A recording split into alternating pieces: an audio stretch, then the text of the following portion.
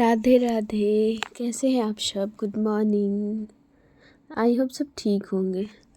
तो आज क्या है, आज जितिया पूजा हर घर में होता है जो माँ करती है अपने बच्चों के लिए। तो बस हम आज जितिया पूजा को ही दिखा रहे हैं। आज के ब्लॉग में मेरे पूरा जितिया पूजा ही होगा, कैसे मतलब पूजा हुआ हमारे घर में आज। तो welcome back to my YouTube channel.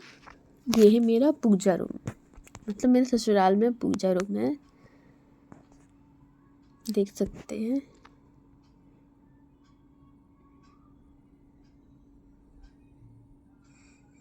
यहीं पे जितिया का डाला भराया है। खाने लगा।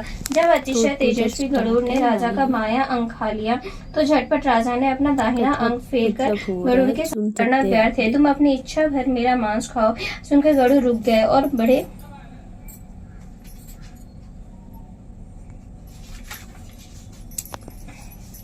आदर से राजा के जन्म और कुल की बात पूछने लगे।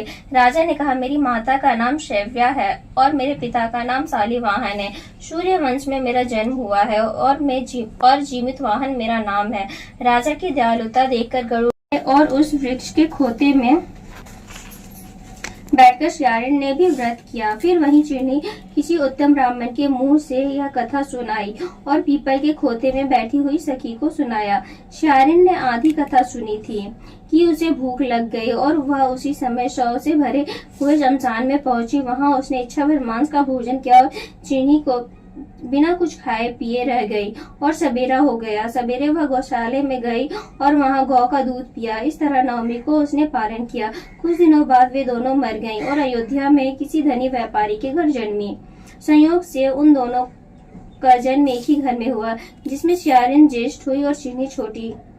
वे दोनों सभी शुभ लक्षणों से युक्त थी, इसलिए बड़ी लड़की काशीराज के और छोटी उनके मंत्री के साथ पत्य अग्नि के सामने विधि पूर्वक ब्याही गई। पूर्व जन्म के कर्म फल से वह मृग नयनी रानी हुई, जिस किसी भी संतान को उत्पन्न करती वह मर जाती थी।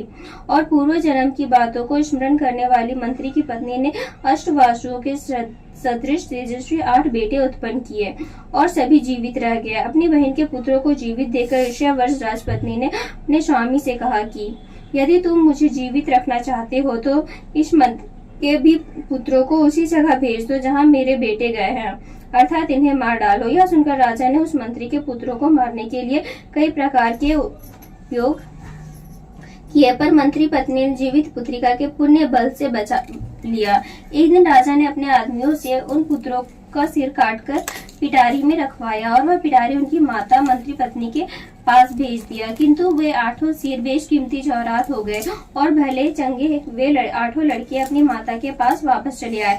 उनको जीवित देखकर राजपत्नी को बड़ा विस्मय हुआ। अंत में वह मंत्री की पत्नी के पास गई। उसने पूछा, बहन, तुमने कौन सा ऐसा पुण्य किया है जिससे बार बार मारे जाने पर भी तुम्हारे बेटे नहीं मरते? इस पर मंत्री की पत्नी ने कहा, पूर्व जन्म में मैं चीनी थी और तुम श्यारिन। हमने और तुमने साथ साथ जीवित पुत्रिका का व्रत किया था। तुमने व्रत के नियमों का भली भांति नहीं किया था और मैंने किया था। इसी दोष से हे बहन, तुम्हारे बेटे नहीं जीते हैं।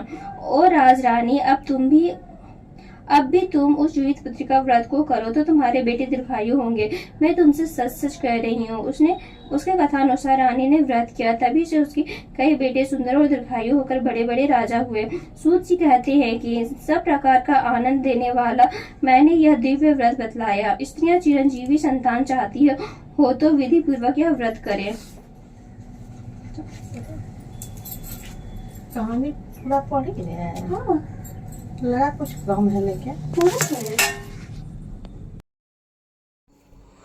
तो फ्रेंड्स, पूजा हो चुका था हमारा कंप्लीट जितिया का। मतलब मैंने नहीं किया था, बट मम्मी होती भाभी पूजा कर रही थी तो मैं भी वहीं पे बैठी थी, कथा सुन रही थी, कहानी सुन रही थी।